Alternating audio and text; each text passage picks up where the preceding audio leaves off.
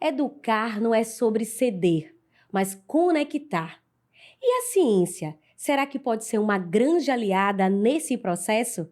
Sejam bem-vindos a mais um episódio do Pod Pais. Pais instruídos e filhos fortalecidos. Se você está aqui, mostra que você é um pai, uma mãe, um filho diferenciado. Porque aqui nesse podcast tem pauta para toda a família. É uma grande alegria tê-los vocês aqui conosco. Para você que nos acompanha desde o primeiro episódio, seja muito bem-vindo. Para você que acaba de chegar, que nem sabia da existência desse canal, que honra, que alegria! Aproveita, fica conosco, já se inscreve em nosso canal, deixa aí um like e compartilha com toda a família. No Pod Pais, nós abordamos diversos assuntos dentro do universo da família, desde a educação, a questões sociais, emocionais, a gestão do tempo, sobre projeto de vida, sobre carreira. Se você quiser ouvir algum tema que ainda não foi abordado em nossos episódios, coloca aí no chat. Aproveita também, coloca qual é o seu nome, de onde você está falando, se você é um pai, uma mãe ou um responsável dos nossos alunos do Clube de Exatas, coloca aí porque queremos saber quem está conosco. Como eu falei, é um motivo de muita alegria e nos ajude a levar um conteúdo de relevância e a instruir outras famílias. Quero deixar aqui também um lembrete muito especial. Temos um encontro marcado todas as terças-feiras, às 20 horas, aqui no Pod Pais. Estamos no YouTube, mas também em todas as plataformas de podcast. Então não tem desculpa, hein? Você pode malhar, fazer aí a janta da família, você pode inclusive estar fazendo aí o seu trabalho, estudando e ouvindo o nosso podcast na sua plataforma preferida. Olha só, é muito bacana. É um canal que é uma iniciativa do Clube de Exatas, um curso preparatório que apoia as crianças e adolescentes a ingressarem no colégio militar, aquelas que precisam aí de um reforço em matemática, em redação, em português. Quem está se preparando para o Enem? Então, quer saber mais? Procure o Clube de Exatas no YouTube ou então no Instagram. Hoje nós vamos falar sobre um tema muito importante que vocês devem já ter se perguntado. Se você tem que ser firme durante a educação do seu filho, se você é um avô, uma avó, um irmão, como é o tratamento quando a criança faz uma birra? Como educar com afeto? Seria ceder a todas as vontades, desejos e birras? Ou será que, de fato, é se conectar? E o que a ciência tem a ver com isso? Já estou aqui perguntando para a nossa convidada. Olha! Aline Lisboa, é essa pessoa inspiradora, que inspira a educação, alegria, que é mãe da Maria Helena, fiquei sabendo dessa maravilhosa, que tem apenas 5 aninhos, essa princesa. A Aline, ela é psicopedagoga, inclusive pela UNEB, pesquisadora em neurociência do desenvolvimento e escritora de literatura infantil. É CEO também da Casa Coruja, um espaço de atendimento multidisciplinar que une ciência e também tem aí o acolhimento e natureza para cuidar de crianças, criar de você pai e mãe, que tem aí essa preocupação de qual orientação, de como acolher seu filho. Ela tem aí essa especialização na questão da infância, mas eu entendo que é um cuidar da família, porque quando você cuida de um filho, você cuida do pai. Tem um ditado popular, Aline, que é aquele que diz o seguinte: quem adoça a boca do meu filho, a minha adoça. Então, quando a gente tem profissionais que, de fato, se empenham em cuidar da criança, de estar ali orientando, pensando em estratégias para poder ajudá-la no seu desenvolvimento, com certeza é uma ajuda para a família. Então, muito obrigada. Seja muito bem-vinda. Eu sei que você vai trazer aí uma abordagem muito bacana, que vai integrar com suas práticas, com sua especialização, com sua vivência com a sua filha Maria. Os nossos convidados aqui, quando são papais, mamães, é muito bacana, porque traz também a sua realidade em casa. Porque parece, Aline, que quando a gente traz aqui um especialista, eu fico imaginando, e quando a gente conversa também com alguns pais que nos acompanham, é que, poxa, na teoria parece tudo muito fácil. Mas na prática, será que vem uma receita para você cuidar de Maria? Com todos os ensinamentos de mães que você tem conhecimento, faça isso. Aline, não conduza dessa forma. Será que tudo deu certo? Será que de fato existe ali um roteiro? E principalmente quando você tem mais de um filho, será que todos são iguais? Será que a gente pode seguir a mesma abordagem com todos? Acredito que não. Então fique à vontade. Fale sobre a sua história. Fale quem é a Aline Lisboa para que todos possam te conhecer melhor. Muito obrigada, Ana. Obrigada pela apresentação. Bom, é um prazer imenso estar aqui, né? E reconhecer que o Clube de Exatas, para além do conteúdo, né, que prepara esses meninos para o mercado, para a carreira, mas para a Escola da Polícia Militar, está pensando em outras perspectivas de educação, né? Que é calçar ali, formar pais e famílias a lidar com os pequenos, principalmente nesse momento de preparação para a prova, onde tem todo um emocional e ali um contexto. Então, eu quero deixar aqui o meu parabéns ao Clube de Exatas pela iniciativa de cuidado com essas crianças. Como você já muito bem me apresentou, né? Meu nome é Aline Lisboa, eu sou pedagoga pela Universidade do Estado da Bahia, psicopedagoga, né? CEO aqui da Casa Coruja da Infância, né, que é um espaço de atendimento multidisciplinar que une as habilidades da pedagogia, psicopedagogia, psicólogos, né, e outros profissionais que auxiliam ali, né, os voos, que são os desenvolvimentos, né, eu sempre falo no plural, os desenvolvimentos da infância, né, que é emocional, cognitivo, comportamental e muito amplo desde sempre, né, e para além de tudo, mãe, né, mãe de menina, unindo todo esse conhecimento, né, da infância, da neurociência na minha maternidade. Que eu confesso que foi muito importante, né, que esse conhecimento tivesse chegado juntamente com minha filha, né, que veio aí junto com essa trajetória de estudo, para a criação, para uma boa criação, para uma criação mais autorregulada, controlada, né, e dentro do que a gente, enquanto família, pode fazer para educar com mais amor, né, com mais afetividade as nossas crianças. É claro que durante essa trajetória vão haver traumas, vão haver erros, mas o conhecimento nos calça, né? E é essa busca que a gente tem por causar cada vez menos traumas nas nossas crianças, né, na trajetória dos nossos pequenos.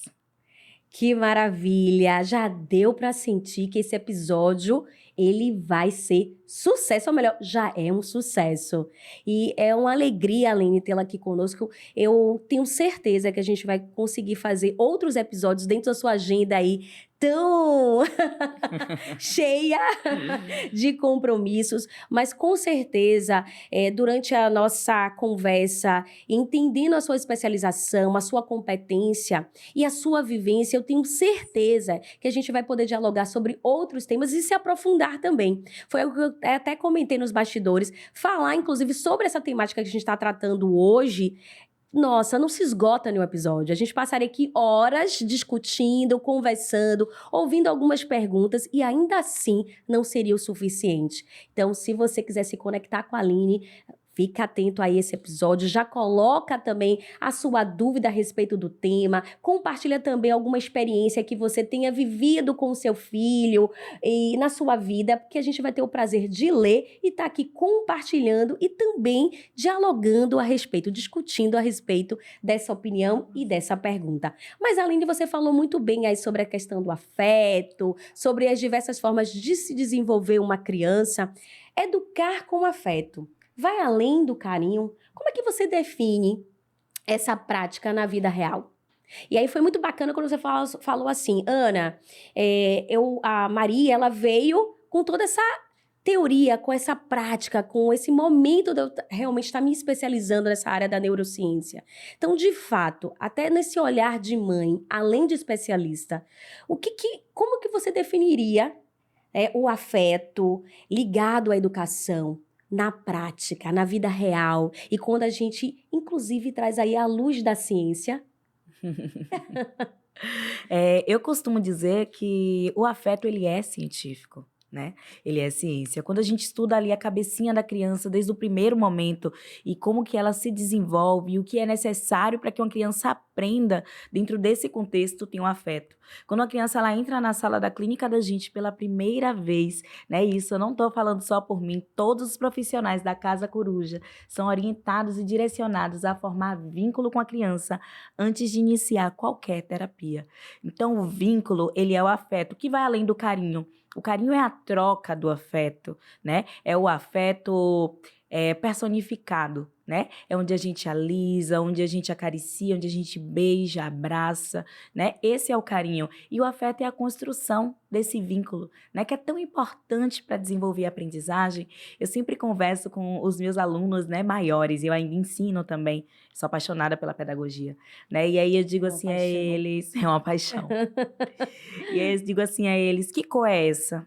Amarelo. Você esqueceu? Não. Isso se deve à afetividade da primeira infância, né? As escolas, as instituições, as famílias, elas estão acostumadas a oferecer essa memória afetiva que educa, né? Como que você aprendeu as cores? Como que você aprendeu os números? E como que isso fica guardadinho pra gente com uma aprendizagem eficaz, né? E aí, quando a gente olha o contexto da aprendizagem, por vezes a gente imagina a aprendizagem como aquele contexto escolar, né?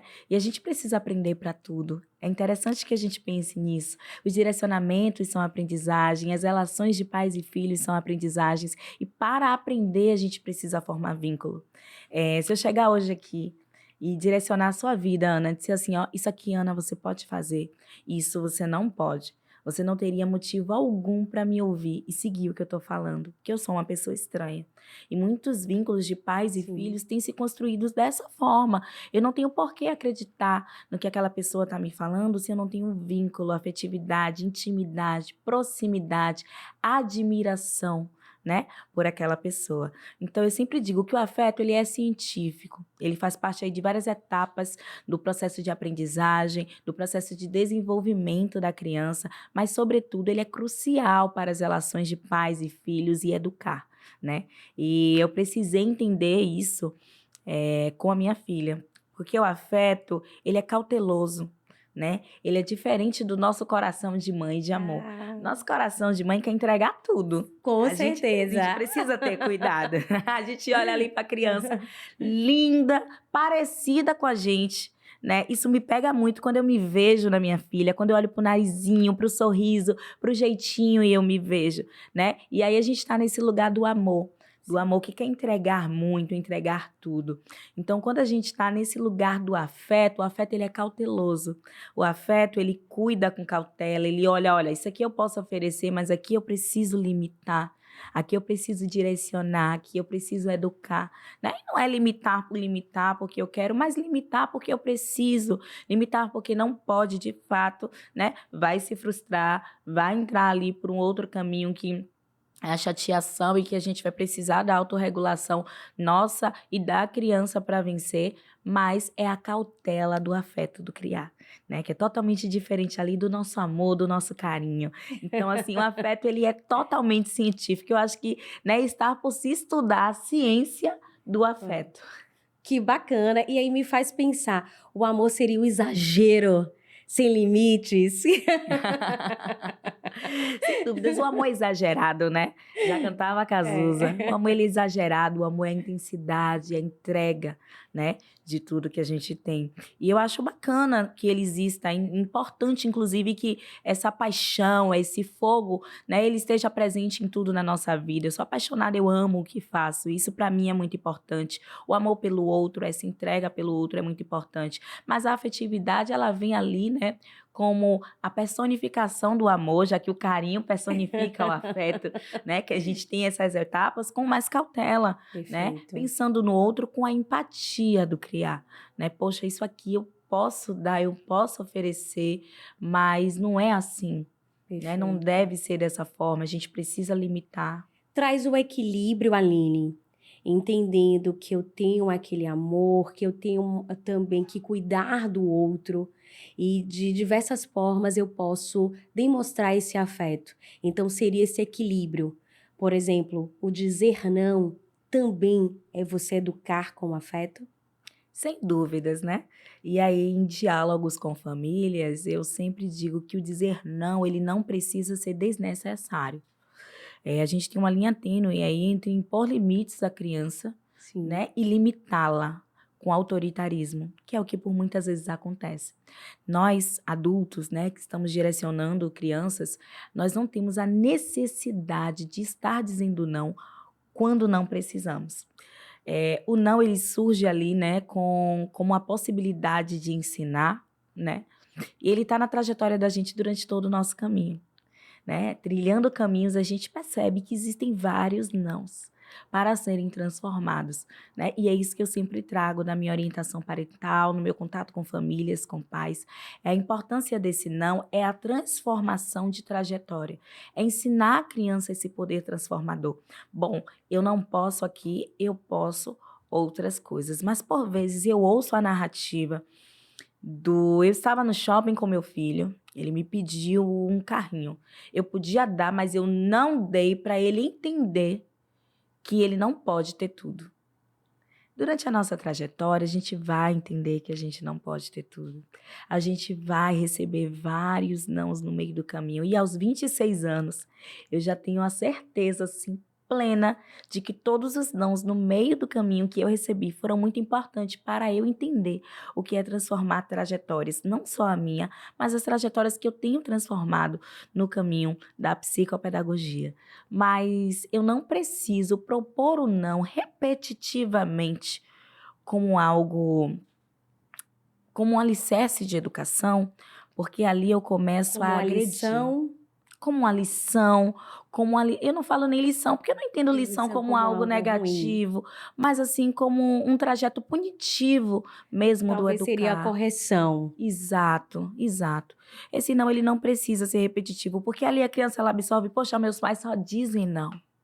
Sim, E a criança ela passa a invalidar o não. Bom, se eu posso, mas hoje é não, para punir, né? Para sim. estar ali repetitivamente mostrando quem manda, por vezes, na disputa de ego de pai e filho, eu passo a invalidar esse não. Né? E aí, o não ele é tão importante para a formação moral ali, né? A gente está ainda falando de infância, na primeira infância, e a gente entende que a gente diz não para direcionar, para limitar, para proteger, mas a gente não compreende que quando a gente sai ali da primeira infância, a gente sai da pré-adolescência, a gente está formando seres humanos maiores, né? Do que a gente está falando de seres humanos pequenininhos e a gente vai falar de seres humanos maiores com outras potencialidades. A potencialidade do corpo, a potencialidade da força, a potencialidade do caráter. A gente entende que esse não da trajetória, ele é formador de caráter. Com Então, quando a gente certeza. repete ele, sem ali ter uma necessidade de fato desse não, a gente começa a ter uma criança que invalida. Tá? Minha mãe disse que não, mas é porque ela disse que não sempre. Não é porque eu precisava daquele não de fato. E quando a gente passa a invalidar o não, a gente não entende o que é limite de fato. A criança ela passa a não entender o que é limite de fato. E não entender o que é limite é um perigo para a formação de caráter desses adolescentes, pré-adolescentes e adultos que virão. Então, o não, ele é muito importante, mas a gente precisa compreender que precisamos usá-lo quando necessário, de forma coesa, com coerência ali no direcionamento. E apresentando a cada não novas possibilidades, que são os sims no meio do caminho. Se eu não posso aqui, significa que ali, em outros momentos, eu posso. Maravilha! Você foi muito assertiva, Aline. E quando você traz esse exemplo, eu acredito que muitos que estão aqui nos ouvindo, que vai assistir depois esse episódio, pode ter se enxergado em algum momento. E a gente, de fato, vai sendo criado e aculturado de que eu preciso dizer não para que meu filho entenda que ele não pode tudo. Eu já ouvi muitos pais falarem a respeito. E como você falou, também é algo que é comum, que chega até você. E a importância de ter coesão, de ter de fato clareza em todo o processo, no dizer não, também me faz pensar sobre explicar o porquê não. E você, o que é que você acha sobre isso? Mesmo um sim ou um não diante a uma petição, a um pedido, a uma situação para uma criança e um adolescente, esse pai, mãe responsável, ele precisa explicar o porquê ou simplesmente um sim e um não é o suficiente? O sim ou não, ele nunca é suficiente, né? Principalmente. São palavras pequenas, né? E a criança, na sua pequeneza de tamanho físico, ela tem a grandeza de não aceitar pouco, né? Uma criança, ela não aceita pouco, o criar, ele Sim, é muito, ele é gigante, né? E a infância é extensa. Quando a gente sim, fala de infância, como você bem colocou, um tema rende 1000 podcasts como esse, porque a infância, ela é extensa com e ela traz certeza. muitas possibilidades. Então, a pequeneza do tamanho da infância, né? Com a sua extensão gigante, ela jamais aceitaria uma palavra de 3 letras como justificativa para parar, né? Até porque Perfeito. nós adultos, né, enquanto seres humanos, não andamos aí topando sim, E não não. e seguindo, né? Sem se questionar, sem perguntar, Exatamente. sem entender. Exatamente, entender a criança como ser humano. A sociedade, ela tende, né, a ter o que a Sim, gente chama desse infantilismo, né, sim. que é ir contra ali a infância. A gente ama crianças que não tenham atitudes de criança. A criança, ela é considerada educada quando ela fica sentada, quando ela fica parada, né, quando ela ouve o sim, o não e segue, né. Isso é muito perigoso para a sociedade que a gente tem hoje em dia, onde a gente entende, né, que nem todo adulto, ele está protegendo a criança. Com Então, por que certeza. explicar? Eu já fui questionada em orientação parental em clínica. Aline, às vezes não dá tempo de explicar. Por que que eu vou explicar? Eu já disse a ela tem que me obedecer porque eu sou adulto e ela é criança, né? E Como principalmente se não quando se precisasse de como se não explicação. precisassem de explicação, e principalmente quando trata-se de meninas, né? Eu sempre trago à luz que é a infância, né, de meninas e meninos, mas a gente sabe que sobretudo de meninas. Nem todo adulto ele está aqui para proteger a criança. Então, quando a gente tem esse olhar de porque eu sou adulto, você é criança, é sim e não, a gente ensina a criança a seguir instruções claras e objetivas de adultos para com a criança. E a gente precisa ter cuidado com isso.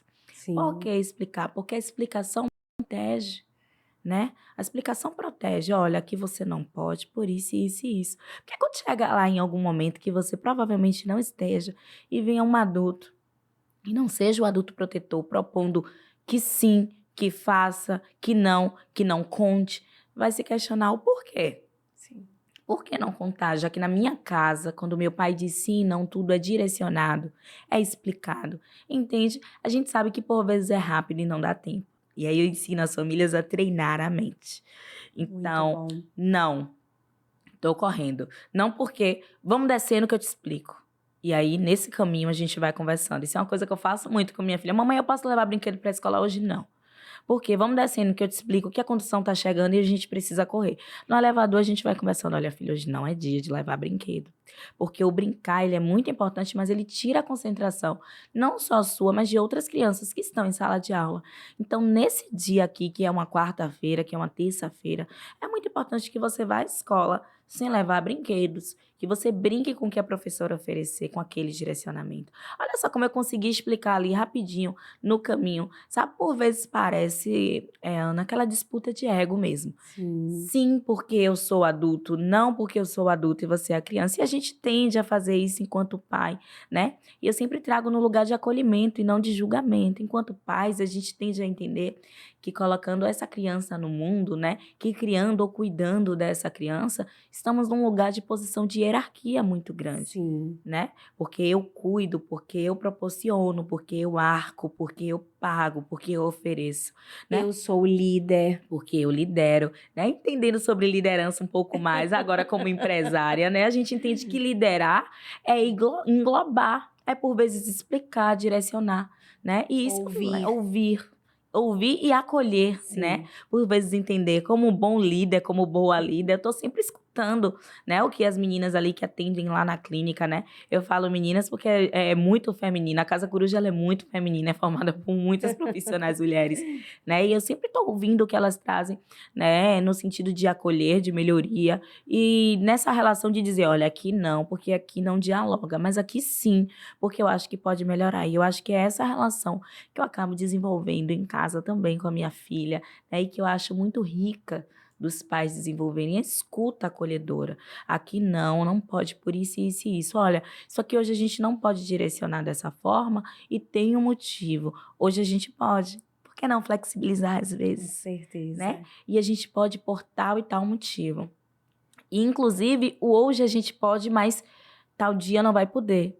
Hoje a gente pode, nesse momento a gente consegue dar conta disso, mas assim, não é todo dia e não é sempre que a gente consegue dar conta disso. Sabe, formar cérebros flexíveis, né? Escuta ativa, acolher, dialogar é sempre tão rico, né? A É neurociência importante. explica tanto desse vínculo ali, né? Em tantas áreas do cérebro da criança para o desenvolvimento. É muito importante. Bacana. E quando você traz, Aline, assim, exemplos, a gente mostra para todos que estão nos acompanhando de que é possível. Quando você se torna acessível, então, poxa, eu posso sim. Mesmo que eu não tenha tempo, você vê como já é algo muito automático. A gente começa a trazer algumas desculpas até pra gente mesmo. Não, não dá tempo, porque eu sou o pai, eu sou a mãe, tem que ser um sim ou não, tem que obedecer.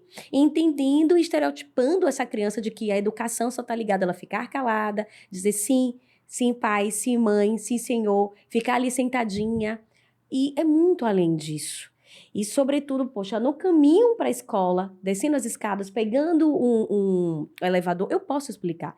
E o bacana é que explicação não é só sobre trazer ali uma explicação sobre um não e um sim, mas é trazer a consciência daquela criança. Eu acredito também que é formar pessoas, indivíduos que vão ter análise crítica, pensamento crítico, construir a sua própria opinião e, como você falou, também é uma forma de proteger. Porque se chegar um estranho, eu também não vou ficar satisfeito com um sim ou não. Isso vai, de alguma forma, me chamar a atenção, porque não é algo que eu aprendo em casa. E aí, muito amparado no que você trouxe, eu quero também perguntar algo. É muito comum a gente ouvir alguns responsáveis, pais como um todo, sobre o medo do excesso. O excesso de afeto, por exemplo. Não, vai estragar. Ou muitas vezes a gente escuta isso de outras pessoas. Ah, ele está estragando a criança, porque é excesso de afeto. O que a neurociência fala sobre isso? Ela confirma esse receio ou desfaz? A neurociência fala, né, que o cérebrozinho da criança, ela precisa desse afeto para desenvolver. Ali na primeira infância, onde a gente desenvolve, a gente tem o que a gente chama de neuroplasticidade, que é a criança fazendo altas sinapses e aprendendo muito, né, de 0 a 5 anos. Por isso que se fala tanto em intervenções precoces ao autismo, investigações precoces, porque é uma fase onde a aprendizagem ela é muito maior.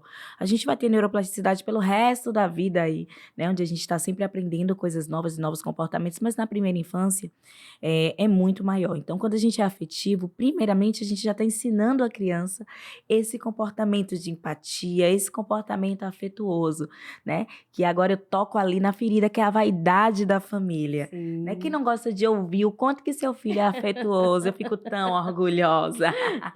O quanto que seu filho é afetuoso, né? E tem empatia nas relações.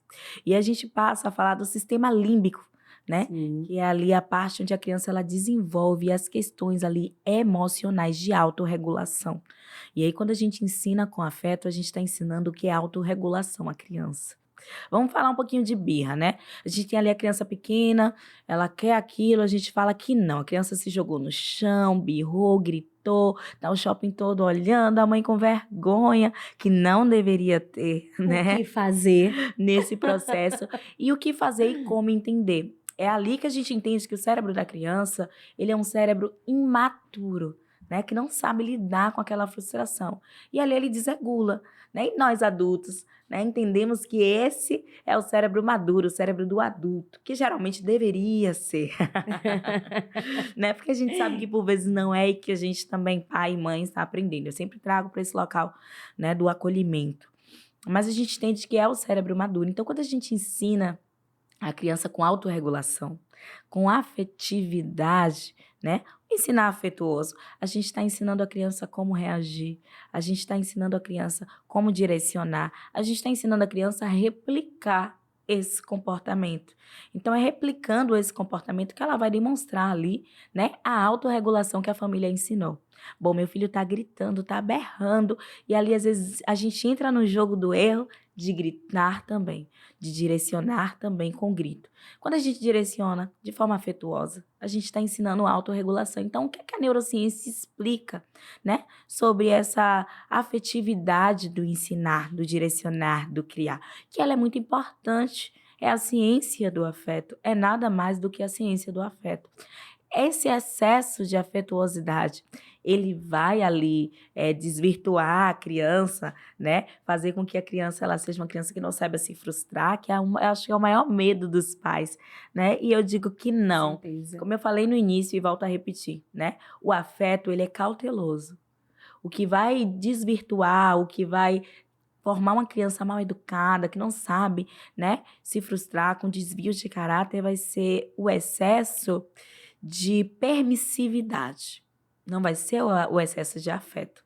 Entenda que o afeto, ele tá ali pra gente dar limite com a autorregulação, mas que a permissividade, ela não impõe limites à criança. Sabe, a minha filha, ela sabe que tem coisas que são inegociáveis. E ainda assim ela tenta negociar. Isso é É bom em característico. argumentações. Ótima em argumentações. Uma E oratória negociação. maravilhosa. Puxou a mãe. A oratória é incrível. Mãe, eu não, por isso, por aquilo. Então, assim, eles são articulados, sabe? Sim. A criança, é o que eu falei, ela São é gigante, criativos. extensa, são criativos, são articulados, Sim. né? Isso é muito bom. Sempre digo às famílias, quando a gente traz aquela coisa do... Ai, mas ele questiona muito. Eu falo, ele questiona. Eu digo, graças a Deus, né? Graças a Deus que as crianças questionam, que elas questionem, porque isso é muito bom para a Exato. infância, isso é muito bom para a trajetória, isso é muito bom para a criação, né? O articular, a fala é criar, é ser criativa ali, dentro do que se propõe, né? Enquanto querer. Eu quero tanto que eu articulo, fala que eu crio coisas. Então a criança ela vai, né, questionar até o que é inegociável. E é aí que entra o limite. Ele só não precisa ser duro, ele só não precisa ser rígido, ele só não precisa ser agressivo, sobretudo, né? Ele só não precisa ser punitivo. A gente precisa da afetividade, a gente precisa do direcionar afetuoso para a trajetória da criança. Então, nessa sua fala, você diz que limites e empatia andam juntos? De mãos dadas. De mãos dadas, não dá para você limitar, né? Formando vínculo, o que é muito importante, Sim. porque pai e mãe e quem cuida, eu estendo, né? Porque o modelo de família hoje ele é diverso, ele precisa ser diverso, né? Pai, mãe, avó, 2 pais, 2 mães, quem cuida de uma criança, ela precisa ter vínculo. Gente, o vínculo ele é muito importante, ele é uma das maiores etapas aí, né, do direcionar uma criança. Então anda de mãos dadas quando a gente fala de criar, de direcionar, o vínculo, a empatia vai andar de mãos dadas aí com o limite. Então, quer dizer que os pais que estão nos assistindo, que vão ouvir esse episódio depois, podem ser firmes sem romper o vínculo de afetividade? Sem dúvidas, Ana. Agora, eu fiquei sabendo que a nossa convidada é escritora também. E a gente falou muito sobre não, sobre sim. E esse livro é engraçado porque ele traz ali como um título: quantos sims cabem em um não? Inúmeros, né? A gente pode dizer. Conta assim pra gente o que te motivou a escrever esse livro. Fala um pouquinho sobre o tema dele e como ele se conecta, inclusive, com tudo que a gente está conversando. Bom, eu sempre amei escrever, né? Não quando criança, acho que quando adulta. Eu não fui uma criança leitora, muito leitora. Eu não fui uma criança muito próxima da escrita, né? Eu tive questões na escola, inclusive, com relação aos estudos e precisei, durante toda a minha trajetória escolar, de apoio mesmo, de suporte, né? Suporte de reforço escolar, de ter meus pais na escola ali direcionando todo o meu processo escolar. Isso foi primordial para a minha formação. Mas aí eu chego na universidade, né, e encontro ali uma escritora mesmo, né, dentro do processo de escrita, que foi o meu desaguar de muitas emoções e de pesquisa e estudo de muitas coisas. Durante os meus 5 anos de universidade, eu dediquei os meus estudos às relações étnico-raciais no Brasil e na infância, e relações de raça e gênero. E aí, no finalzinho da graduação, eu me tornei articulista, né, no portal Satero Preta, que é o portal do meu coração, né, que tem meu coração. E aí, nesse processo de articulista, eu descobri mais um pouquinho dessa escritora, porque eu amo escrever, sou apaixonada pelo desaguar. Então, tudo que eu faço, ele precisa se desaguar na escrita. E eu cheguei na clínica, né?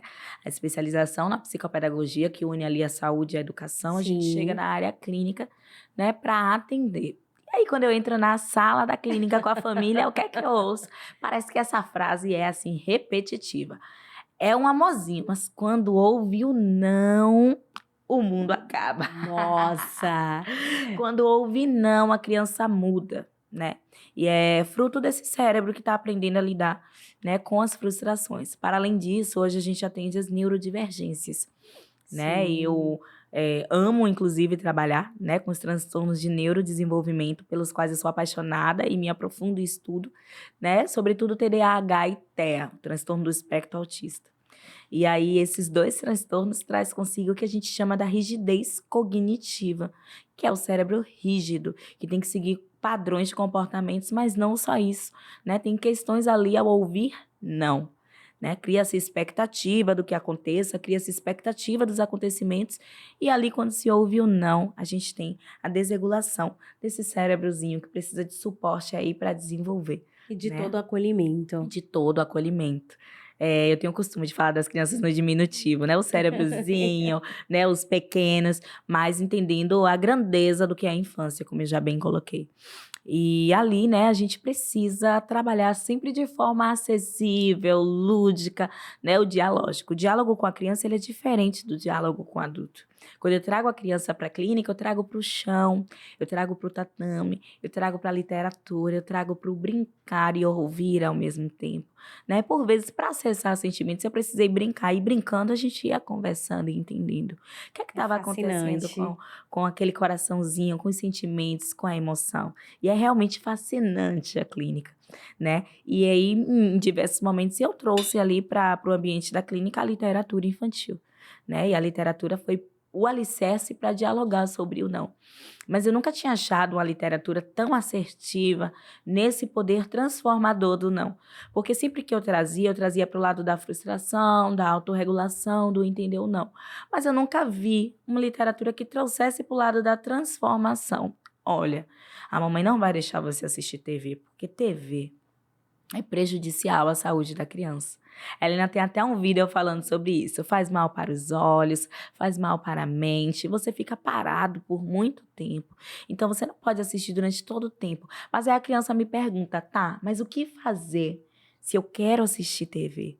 Se naquele momento é o que eu quero fazer, o que é que pode ser feito? Então, a literatura infantil, ela dialoga e ela mostra novas possibilidades com representatividade. Quem está fazendo aquilo no meu livro, né? Enquanto os sims cabem o não, quem está fazendo isso são outras crianças, né? Olha que Diana, bacana. Tereza e Daiô. Diana, Tereza e Daiô ouvem o não e buscam outras possibilidades. Então, Daiô queria brincar na chuva, mas não pode ficar resfriado, pode ficar dodói. O que é que a vovó propõe? Chocolate quente, o acolhimento, a sala da casa, assistir TV naquele momento, que é uma possibilidade aplausível diante, né, da infância ali, que a gente sabe que é acarretada de viroses e doenças e a gente foge tanto disso, Sim. né, e precisa dialogar com as crianças. Ah, Aline, mas o brincar na chuva não desenvolve? Sim, mas a gente sabe que nem sempre pode.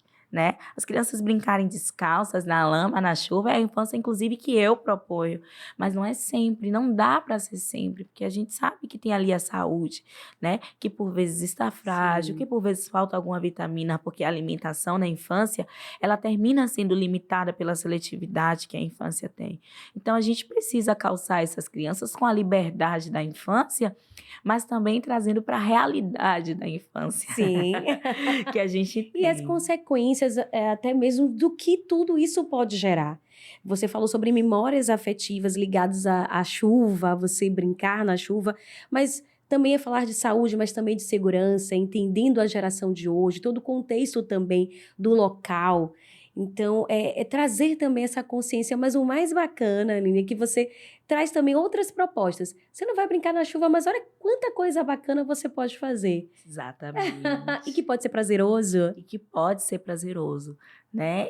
Um dos personagens do filme quer comer doce de manhã e come uma fruta. E ao experimentar aquela possibilidade que é a frutinha, ela percebe que tem também o doce da fruta ali, que é saudável, que vai alimentar, que vai saciar e que não vai perder um pouquinho do que você queria. Não se pode ter tudo, mas se pode ter outras possibilidades que ofereçam um pouquinho do que você quer ali, nos sims que cabem dentro de um não. Então, quantos sims cabem num não, né? E a gente coloca esse sim entre aspas, porque é sim, sim, sim, sim, sim, em um não, traz ali essas novas possibilidades do pensar. A paz, a famílias, a pequenas e grandes crianças, porque a infância ela tá dentro de nós, né? Até hoje nós somos fruto, né? Nós somos frutos dessa infância.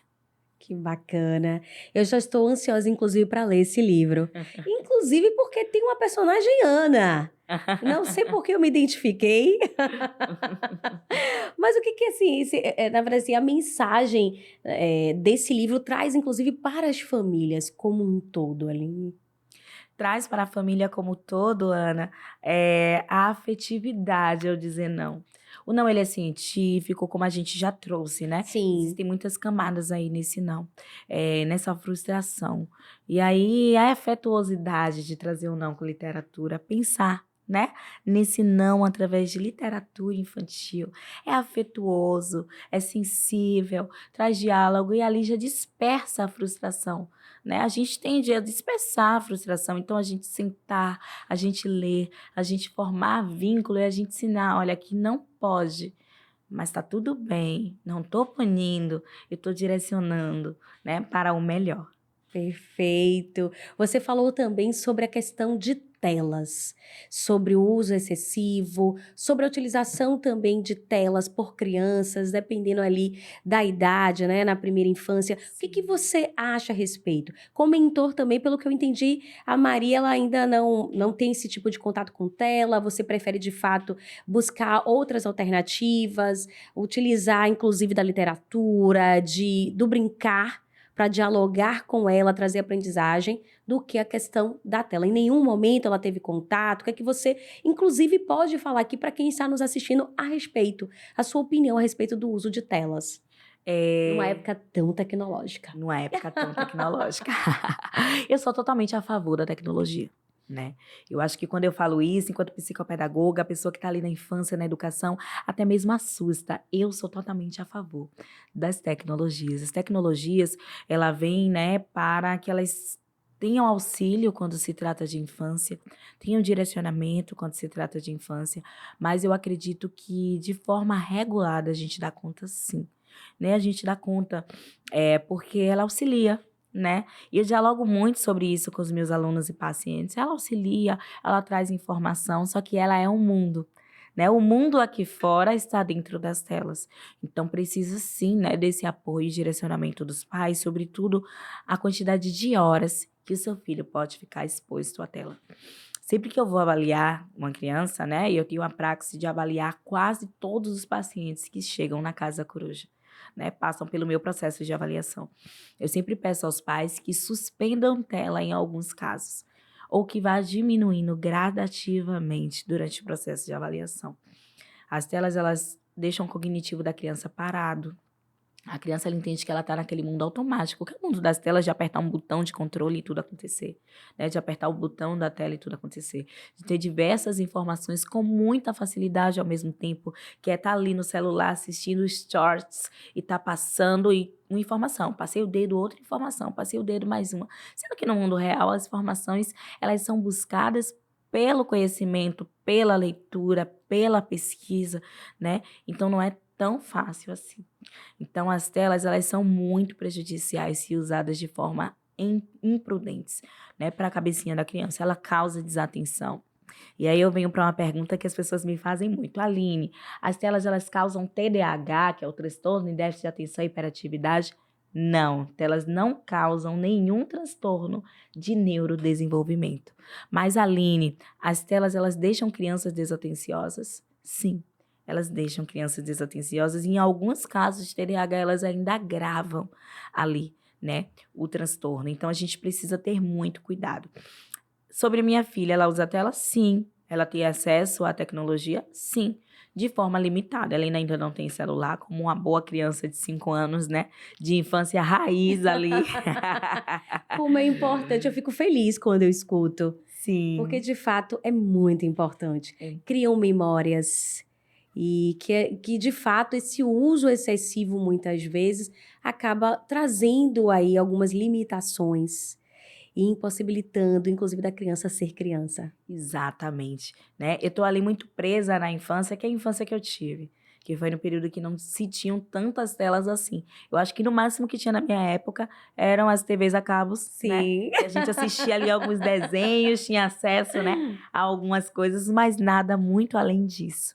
E eu assistia TV, eu lembro, eu tenho memórias de desenhos de TV, né, de séries que eu gostava muito já naquela época, mas eu tenho memórias muito bacanas de construir casinha ali com papelão que sobrava de algum eletrodoméstico que chegava em casa, né? De tomar banho de mangueira na varanda de casa. Aí eu Que fui criança maravilha! criada em casa e não em apartamento. Então era uma casa com extensão grande que dava para brincar muito, de ocupar o meu tempo brincando. E isso eu proponho muito a Maria Helena. E é um desafio, né? Porque ela já me questionou, mamãe, porque eu não tenho celular. Se tem crianças da idade dela ali, né, ao redor e no convívio que tem. Não na escola, até porque ela vem de uma referência escolar muito parecida com o que eu penso, né, que é a metodologia construtivista, que propõe o construir, o brincar, e ali alicerçado por famílias, né, que como a gente pensam na infância dentro dessa possibilidade. Né? Perfeito. Que é a possibilidade do brincar e do construir. Mas em outros ambientes, como transporte escolar, como o parquinho, como, né, os diversos ambientes que as crianças se encontram, ela tem acesso a crianças que as famílias escolheram, né, tiveram a escolha de dar a tecnologia, de oferecer a tecnologia tão cedo, né? E eu acredito que talvez de forma limitada, estando sempre atentos e de olho, mas eu, enquanto mãe, enquanto educadora, não acredito que seja necessário para uma criança aos 5 anos. E aí, dialogando com ela, ela fez, mas você pode querer falar comigo enquanto eu estou na escola. E a gente vai justificando, não se preocupe, eu ligo para a escola e a escola vai me atender e Eu eu falo preciso com você. conhecer Maria. Mas eu posso, mamãe, precisar falar com você enquanto eu estou na escola. Também não se preocupe, que você pode falar com tia Adriana, ir na secretaria e falar com a mamãe quando você precisar. Então a gente vai ali dando outras alternativas. Ah, mas a criança não sabia que podia fazer isso? Sabia, e como eu falei, ela vai questionar o inegociável sempre. E cabe a gente dar outras alternativas e mostrar que de fato não é necessário nessa etapa da vida. Para a criança de 5 anos, a gente oferece tela em no máximo 1 hora por dia. Na minha casa, como mãe, a gente tira as telas durante a semana e libera no final de semana para assistir um filme, uma série, ocupar ali um tempo e um momento que a mãe, o pai ou quem cuida precisa estar fazendo outra atividade, porque a gente entende que é difícil também dar conta do vigiar da criança na primeira infância. A gente precisa cuidar dessa criança que sobe no sofá, que sobe na mesa de vidro, que vai, né, fazer as peripécias ali da Exato, eu fiquei infância. aqui só lembrando de algumas. Então a gente Gente. precisa dar conta ali de contornar e direcionar essas situações. E por vezes a tela, né, é esse auxílio. Então eu sugiro a organização de tempo. Né? Bom, se eu preciso cozinhar, fazer outras atividades, estudar, escrever, né? Que para mim foi um grande desafio, tendo filha na primeira infância, que é de 0 a 5 anos, onde a gente entende que a criança ela é, por natureza, mais agitada. Né, tá ali sentadinha digitando com a minha filha sentadinha brincando ao lado e a cada segundo, olha mamãe essa comidinha que eu fiz, olha mamãe o penteado da boneca. Então a gente tá ali interrompendo o processo. Então por vezes ao entrar em uma reunião eu precisava que a tela fosse esse alicerce, né, de autorregulação dela ficar ali mais paradinha, mas eu organizava esse tempo.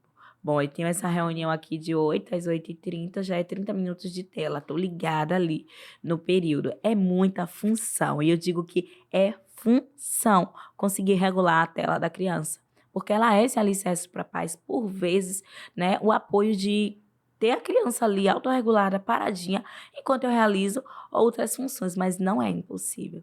Todo esse processo, gente, que a gente fala de afetuosidade ao criar, de direcionamento, né, para a criança, de reduzir a quantidade de tela, ele é possível. E não sou somente eu a prova viva, mas os pais das crianças que atendo, que chegam lá na clínica com 5, 6 horas de tela e conseguem reduzir para 1 hora, quando a gente faz um plano ali eficaz de traçar e direcionar crianças, porque a gente direciona famílias e crianças. Então a gente cuida da família, né? Cuida da cabecinha ali, daquele pai, daquela mãe que está ali enfrentando a maternidade, a paternidade, daquelas mães, daqueles pais, né, que estão ali enfrentando a paternidade e a maternidade.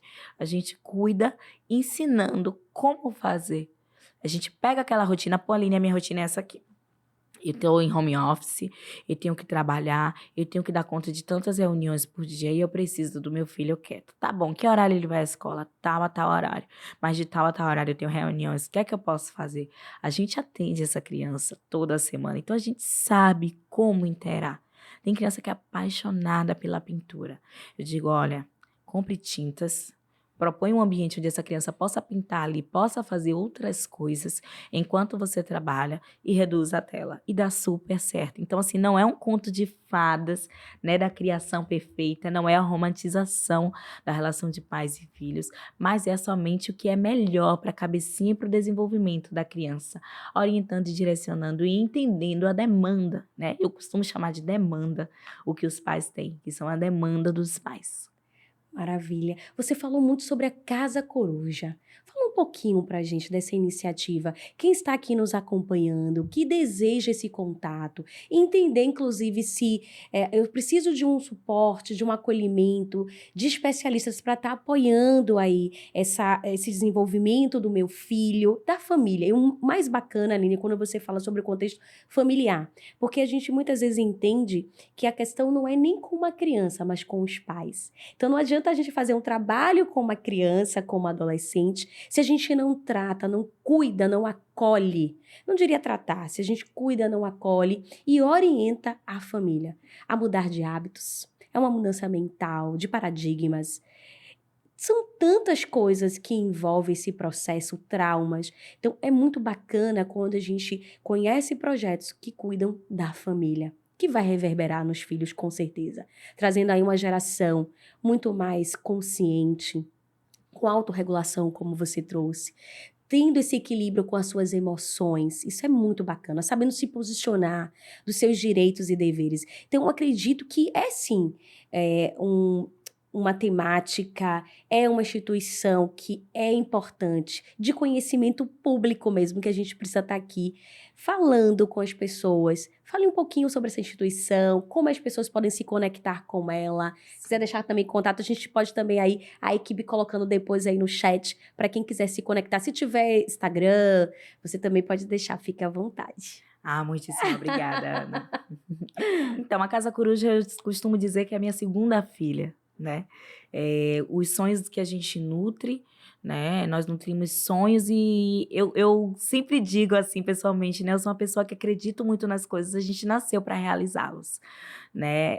Sobre os sims que cabem no não ainda, na minha trajetória profissional, eu percebi que não cabia muita coisa, né? E ao perceber esses nãos que eu mesmo me ofereci, né, por respeitar a minha formação, por respeitar a pedagogia, a psicopedagogia, mas sobretudo respeitar a infância, nasce a Casa Coruja, né? Nasceu como um primeiro negócio que era a Rede Acompanhar, que visitava famílias, ia nas casas, né, ali orientar crianças em atividades escolares. Ainda era somente o pedagógico, o fazer pedagógico, né, que está muito voltado para a aprendizagem e para a aprendizagem escolar. E aí, quando eu surjo como psicopedagoga, dando outros apoios, que seria o desenvolvimento, nasce a Casa Coruja, né? Eu já tinha agenda, já tinha carreira, já atendia em uma outra clínica que também tem o meu coração, que é a Clínica Rumos, né? Da Fernanda Correia, uma psicóloga que eu tenho muito apreço e carinho e admiro o trabalho. E atendendo na Clínica Rumos, eu criei agenda, criei esse vínculo com a família e dei o primeiro passo para esse lar, né? O nome Casa Coruja tem tudo a ver com tratar justamente esse lar que oferece cuidado à criança, mas que por vezes não sabe por onde caminhar, né? E aí traz a coruja com essa sabedoria, esse acolhimento, essa firmeza, né, no tratar, mas de forma muito suave.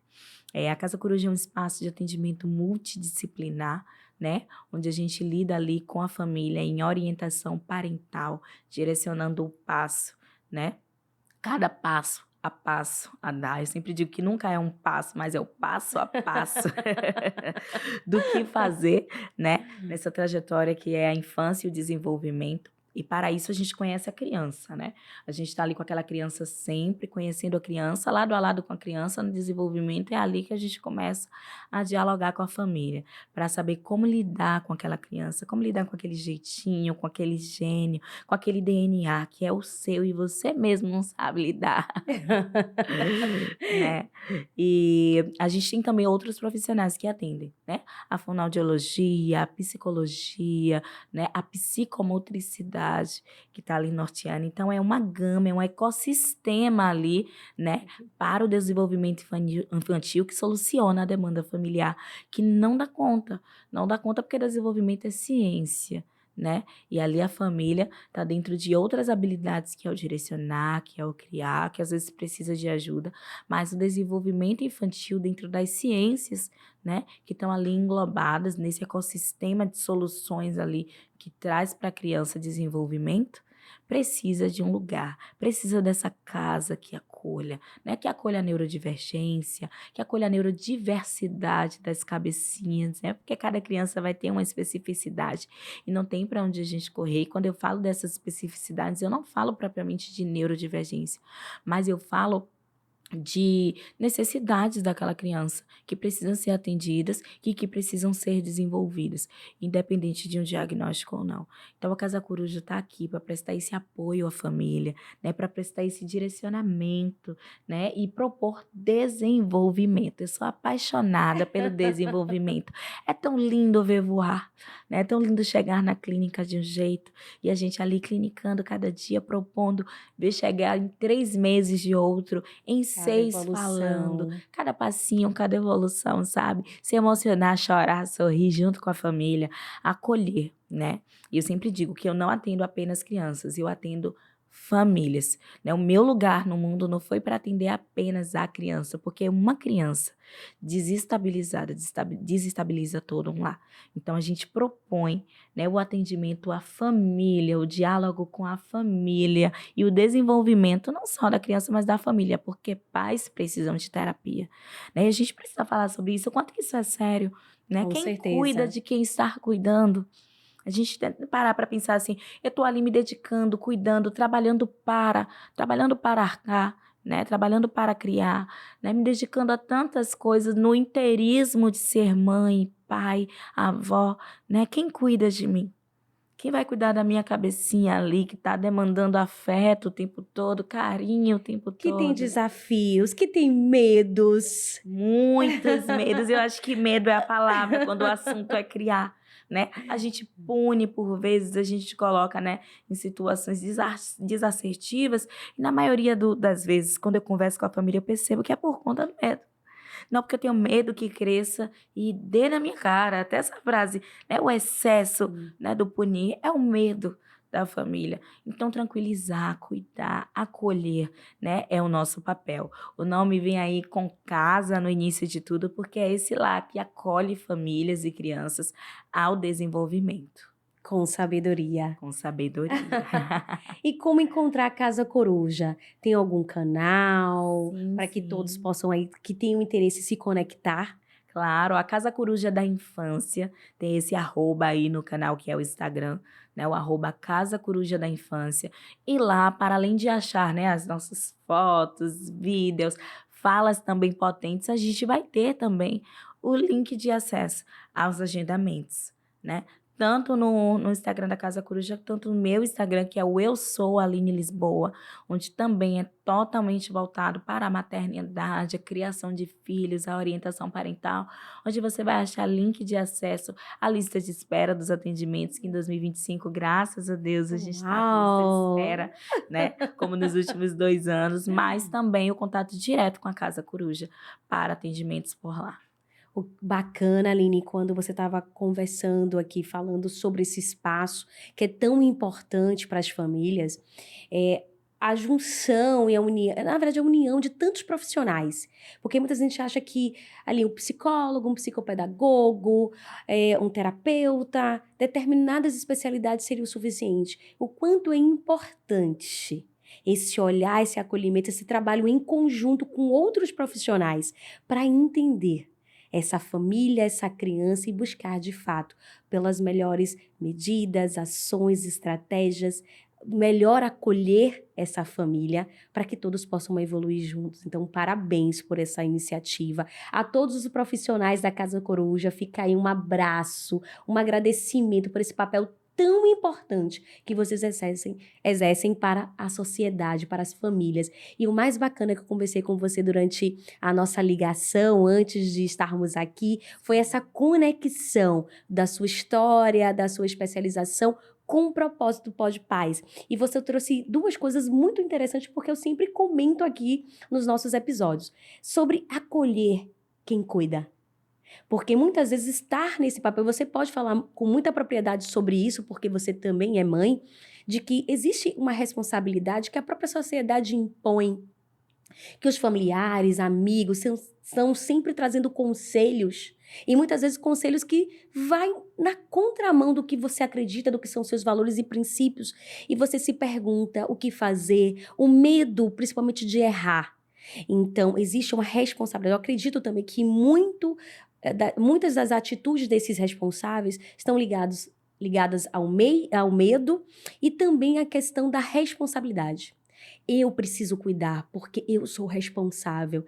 E esse peso sobre eu sou o responsável, muitas vezes faz esse pai e mãe tomar uma direção indevida, não tão assertiva. Por quê? Porque a sociedade impõe, a própria construção familiar traz aquela tensão. E, como a gente conversou logo no início, não existe uma bula, uma receita. Eu acredito que por mais metodologias, ciência, a gente está falando também da prática de famílias diferentes, com perfis diferentes, contextos diferentes. Então, nem sempre a gente vai aplicar o mesmo método com todos. E ouvindo esse resultado, vendo o resultado de cada um, como cada um, inclusive, responde a cada estímulo, ou ao mesmo estímulo. Então, isso é muito interessante, sabe? Esse papel que vocês exercem, todo esse acolhimento e o retorno que essas famílias têm com esses tipos de atendimento. Então, eu, de fato, me alegro e tiro esse momento para reconhecer os profissionais e, sobretudo, como eu estava falando, essa conexão. Porque a gente fala sobre o cuidar de quem cuida e não trazer só responsabilidades. E muitas vezes, quando a gente traz aqui profissionais para dialogar sobre um tema, será que são 1000 orientações, dicas que eu tenho que fazer o tempo todo? E quem olha para mim? Quem de fato cuida de mim? Quando eu dou aquelas crises. Então, parabéns. E que venham por mais profissionais que cuidem da família, que acolham os pais. Porque eu acredito que, como o podcast Pais Instruídos, Filhos Fortalecidos. Se eu instruo os pais, se eu cuido dos pais, se eu tenho esse olhar de empatia e de cuidado, com certeza isso vai reverberar nos filhos. É tão importante e significativo esse olhar, essa sensibilidade para um pai e uma mãe. Maravilhoso, Ana. Você coloca muito bem sobre essa questão da responsabilidade, né? E eu sempre brinco com as famílias que às vezes colocam mais a avó, mais os tios. Quem acredita na neurociência nasceu para quebrar ciclos, né? Quando a gente fala do cuidado com quem cuida, é porque a gente tende a repetir ciclos, né? E a neurociência explica essa repetição de ciclo muito bem, né? Eu acredito que a psicanálise também. Sim. Tudo que a gente faz hoje é muito fruto do que a gente vivenciou e muitas vezes a gente precisa ir lá atrás entender aquela atitude. Então, por que a gente silencia crianças? Porque, por vezes, enquanto crianças, fomos silenciados. Por que a gente agride, né, psicologicamente e, por vezes, fisicamente a criança?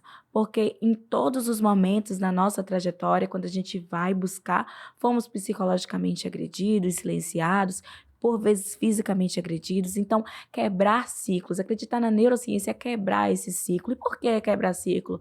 Porque a sua mãe te agride, você agride seu filho, que vai agredir o filho também.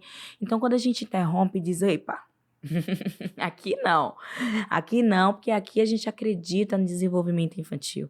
E acreditar no desenvolvimento infantil e na neurociência é entender que a agressão, ela barra a aprendizagem. ela barra desenvolvimento. A gente quebra aí esse ciclo, então a gente vai ter uma criança criada com afetuosidade que vai replicar, mais crianças criadas com afetuosidade vai quebrar e romper ciclos, sem dar satisfação à sociedade. Porque a sociedade, se a gente observar direitinho, ela por vezes vem crescendo com erros, com Sim, muitas falhas, com muitos preconceitos, né, com muitas agressões, com tantas coisas que não são legais e que a gente precisa calçar os nossos filhos em casa, né? E isso é muito importante na infância. Então, fora de casa também, enquanto adulto, se posicionar. Olha, meu filho não quer abraçar. Olha que sensível, né? Poxa, às vezes a criança não quer estar dentro daquele colo, daquele abraço, e a gente está ali forçando a barra para dar satisfação social. Imagina, né? Que horror. Meu é filho não quer verdade. abraçar, o meu filho não quer Obrigando a estar. Meu criança filho a ter esse tipo de atitude. respeitar o limite da criança é ensiná-la a respeitar o limite do outro, é ensiná-la a ter limite e, sobretudo, a se respeitar, né? Então é muito importante ali que a gente entenda que acreditar nesse ciclo quebrado das agressões à infância, acreditar na neurociência é quebrar ciclos. E tudo que a gente fala sobre quebrar é abdicar. Então é abdicar dessa satisfação social, né? É punitiva. A sociedade ela é punitiva, né? Sim, e também me faz pensar e lembrar de alguns artigos, livros, que falam também sobre acolher a sua criança interior, como curar as feridas da infância, tratar também sobre esse tema, quando a gente vai para o pai, para a mãe, eu acredito que também é um caminho bastante assertivo para poder ajudá-los nessa criação que é tão desafiadora. Sem dúvidas. Aline, a gente falou muito sobre ciência, sobre afeto, mas sobre intuição e sensibilidade. Quando a gente fala de ciência, eu sou mãe, eu sou pai, eu sou responsável, eu sou irmã, e aí sou muito sensitiva. Não vou nem trazer questões assim de religião, mas espiritualidade, sim, e a intuição mesmo. É muito interessante porque às vezes minha mãe ela tem umas frases assim que eu acho que é muito comum de muitas mães. Olha, boca de mãe. Quando mãe diz alguma coisa, eu não sei se vocês já ouviram isso, se é da minha época, mas escuta o que sua mãe tá dizendo. Depois você vai dizer. Você não é mãe agora, mas vai ter um momento que você vai lembrar do que eu estou conversando com você nesse exato momento. Então, assim, as palavras de mãe têm poder, mas tem a sensibilidade por causa da conexão. Estamos falando de uma família, de um lar, de pessoas que têm uma ligação muito intensa e que estão ali convivendo. Então, quando eu penso em ciência, há espaço para intuição e sensibilidade? Sem dúvidas. Talvez quando a gente pense diretamente na ciência, não haja espaço quando a gente fala da ciência em si. Mas quando a gente fala da criação de filhos, com certeza há espaço. Quando a gente fala de metodologias, inclusive, com certeza há espaço, sim. A gente sabe que a ciência, ela não caminha de mãos dadas com nada, ela é a ciência, Sim. né? E aí a gente sabe também que quando a gente fala de crianças, de infância e de pessoas, a gente fala de seres completos, para além do científico, porque nós não somos só corpos, né? Nós não somos só células, sistemas e órgãos, mas somos também pessoas, seres espirituais, né? E aí tem metodologias que eu tenho muita afinidade, né? Eu gosto muito das metodologias, e tem uma metodologia que é a metodologia Waldorf, né? Explica pra A gente. metodologia Waldorf, ela acredita na criança como um ser completo, sem tirar nem pôr nada.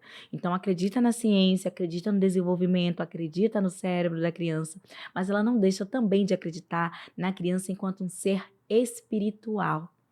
E isso é muito forte, né? E quando eu falo da criança, a criança que cresce é a criança que está dentro de nós, essa criança que vai ser tratada para poder lidar de outras formas com o filho, ela ainda existe. Entender a criança enquanto esse ser espiritual é dar espaço a todas as partes e etapas do nosso corpo, do nosso ser, do nosso sopro de vida que faz a gente viver, se movimentar, ter paixão pelo que faz, ter paixão pela vida, amar o próximo, né? É esse sopro espiritual. Então, claro que a criação de filhos, que a orientação, ela tem lugar sim para a espiritualidade, tem lugar sim para a intuição, né? Que nunca vai ser explicada pela ciência. Não tem aqui como eu colocar a Ana em mesa, né?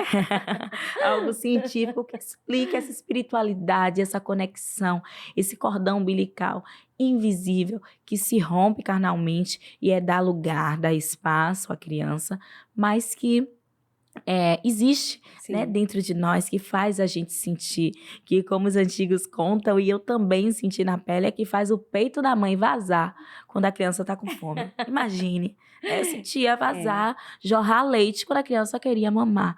Então, assim, é inexplicável essa conexão. essa conexão de mãe e filho, pai, filho, vó e neto, né? E aí eu abro espaço para dizer que eu tenho muita conexão com minha avózinha, que eu tive Ah, muita conexão com minha bisavó, né? E que tão são bom. conexões inexplicáveis. É no mundo espiritual, né? Que eu acredito que exista e que eu não imponho, né, essa crença a todas as famílias, mas que eu acredito que exista conexões, né? Eu sempre digo, eu sou a mãe perfeita para minha filha. Eu sempre digo aos pais que eu atendo com muitas frustrações e culpas, vocês são os pais perfeitos para os seus filhos, porque vocês vieram ao mundo e eles vieram para vocês. Então Que essa lindo. conexão, ela é de fato inexplicável. Se o seu filho ele veio para você, é porque essa conexão inexplicável que a ciência nunca vai explicar, ele existe e ele vai ser feliz nos seus cuidados e com os seus direcionamentos, porque ele é seu. Que profundo. Ele escolheu você. Isso é muito importante. E Exato. faz muito sentido. Gente, eu fiquei muito emocionada, até arrepiada aqui, mas de fato existe é algo muito profundo no que você trouxe agora, sabe, Aline? De fato, existe uma conexão que a gente não explica, a gente sente, a gente vive e que vai para além da ciência. E como você falou, se você é o pai daquela criança, a mãe, de fato você é o pai perfeito para ela. Foi feito especialmente para essa criança e vice-versa. Então, valorize, se reconheça, celebre a importância de ser pai do seu filho, da sua filha. O quão relevante e privilégio é ser pai e mãe. Como também os filhos, né? De Sem valorizar os seus dúvidas. pais, de reconhecer, de cuidar, de acolher. Isso é tão importante, porque muitas vezes a gente não vê esse cuidado quando de fato não diria só na terceira idade, mas isso é algo diário, mas principalmente quando a gente muda os papéis, quando os papais se tornam as crianças, que precisam de cuidado mais ali, com mais atenção, ter ali um cuidado, como se realmente fosse uma criança que precisa ali daquela atenção o tempo todo, daquele acolhimento, porque muitas vezes não deixam de ter noção do que estão fazendo, dos perigos, porque muitos casos de pais e mães em alguma idade acabam, de fato, ficando nesse estágio muito parecido de uma criança. Então eu trago essa reflexão aqui para os filhos que estão nos ouvindo, a importância de valorizar os seus pais, de entender que você é o filho perfeito para ele e que ele é um filho, é o pai perfeito e a mãe perfeita e cuidar.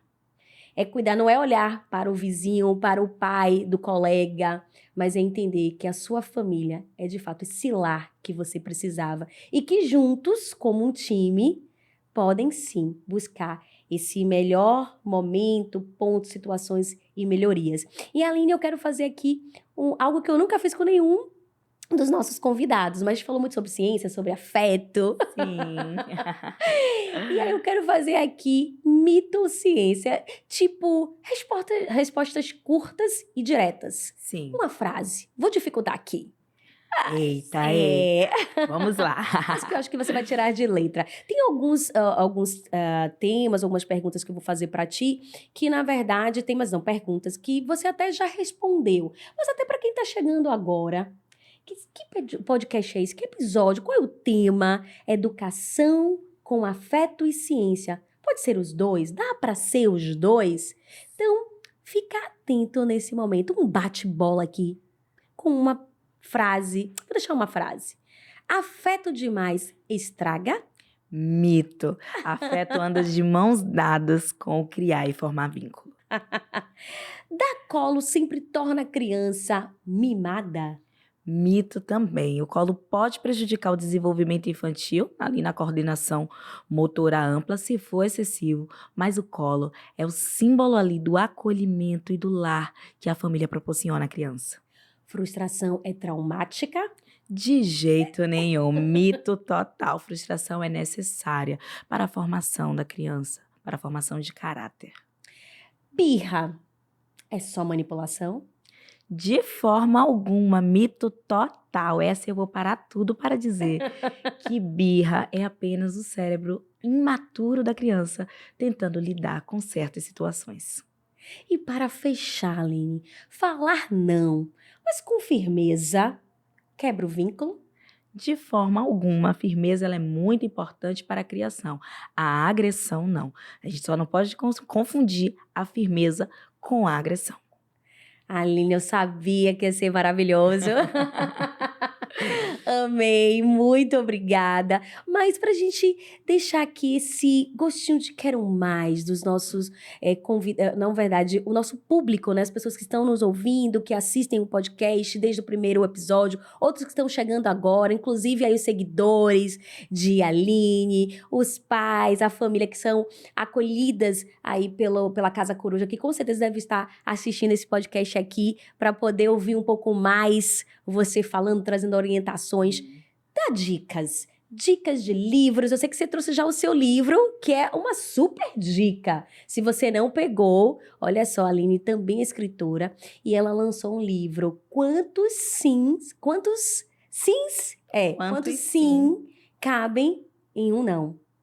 Tá aí na tela para que vocês possam estar acompanhando e buscar também esse livro como mais uma dica para você ter em casa, para ler com a sua criança, discutir sobre o tema, mas indicar outro livro, traz uma frase-chave, alguma atividade, Aline, que esses pais responsáveis podem, de fato, hoje colocar em prática.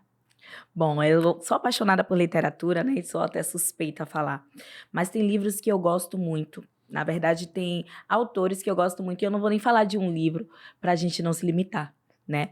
Eu quero fazer referência a Elisama Santos, né? Uma autora, Sim. psicóloga, escritora, né? Que traz ali formas de comunicação não violenta, que foi muito importante na minha trajetória, né? Então, assim, livro para adultos, para falar de infância, para mim, a Elisama Santos é a minha referência, né? Quando a gente trata de neurodivergência, eu caminho mais um pouquinho para a doutora Ana Beatriz, que também é minha referência de estudo de literatura, né? E traz, assim, com escrita muito fácil, Sim. né? Etapas da neurodivergência e, sobretudo, o TDAH, né? E para falar de infância, para além do meu livro, que é O Quantos Sim Cabem em um Não, eu gosto de trazer também Sinto o que Sinto, de Lázaro Ramos, em parceria com o Mundo Bita. É uma literatura Ai, que linda, bacana. cheia de identidade étnico-racial, que é muito importante para todas as crianças, eu sempre friso isso, né? Ter contato com a nossa cultura. E, para além disso, é um livro que fala sobre sentimentos e emoções na prática, né? Lázaro aí brilhou nessa escrita, né? Maravilhosa, uma literatura que eu sempre trago em clínica. Falar de cada sentimento na prática, na vivência do dia de Dan, que é o personagem principal. Aline, muito obrigada pela sua presença tão generosa, por tantos compartilhamentos e, sobretudo, você traz muita verdade no que você fala, no seu olhar, entendendo que vai ali palavras e discursos que que vão além, na verdade, de um especialista. De uma psicopedagoga, de uma escritora, de uma profissional que trabalha com famílias, mas que de fato vivencia, que tem memórias afetivas, que tem aí uma construção familiar que trouxe uma base, que te tornou a mãe da Maria, com tanta verdade, com tantas reflexões e generosidade. Então eu quero, de fato, assim, trazer como, não diria resumo, porque eu não vou limitar a Aline, mas algo que eu senti hoje em todo esse processo aqui do nosso bate-papo, generosidade, sobre trazer o seu conhecimento para conhecimento público de forma simples, com muita verdade, com muita propriedade, não só de alguém que estudou muito, que está sempre ali buscando conhecimento, mas sobre alguém que acredita e vive o que prega. Então, sucesso por mais Alines no mundo.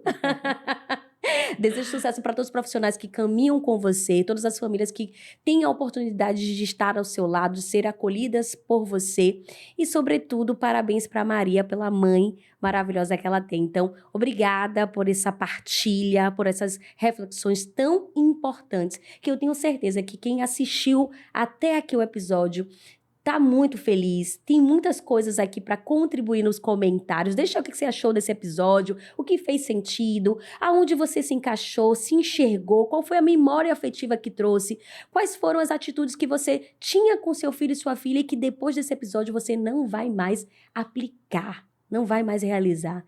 Conta aí pra gente se você quer ver a Aline novamente conosco. Mas, sobretudo, obrigada. Em nome do Clube de Exatas, em nome do Pod Paz, de toda a equipe, obrigada a você e toda a equipe que está aqui, da Aline, fazendo esse momento tão especial. Eu que agradeço muito, Ana.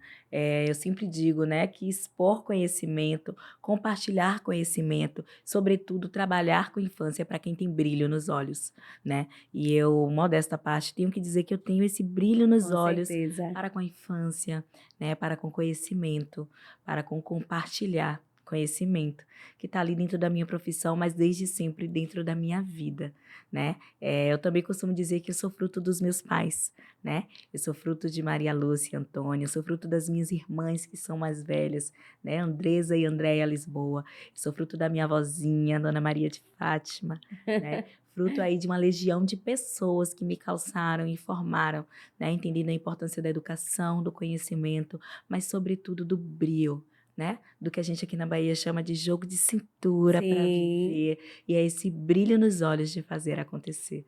Muito obrigada. Foi um convite maravilhoso. Falar de infância para mim vai ser sempre um prazer. Maravilha. Obrigada também a você que ficou conosco nesse episódio tão incrível, com muitas reflexões, com muito conhecimento, onde uniu aí a teoria com a prática. Tenho certeza que todos que assistiram vai ter alguma lição, alguma coisa aqui, alguma orientação que já vai colocar em prática, que não será mais o mesmo. Isso eu tenho certeza. Coloca aí o que você mais gostou desse episódio. Não esqueça das nossas hashtags pais instruídos, filhos fortalecidos. Vem se instruir com a gente. Olha, se inscreva em nosso canal, deixa aí o seu like, compartilhe geral com os grupos de família da escola, do prédio, do condomínio, com os pais de amigos dos seus filhos. Olha, compartilhe esse conteúdo que é de tão relevância para a sociedade. Nos ajude a instruir outras famílias, a acolher e cuidar de outras famílias, assim como estamos fazendo com você. Muito obrigada e até o próximo episódio.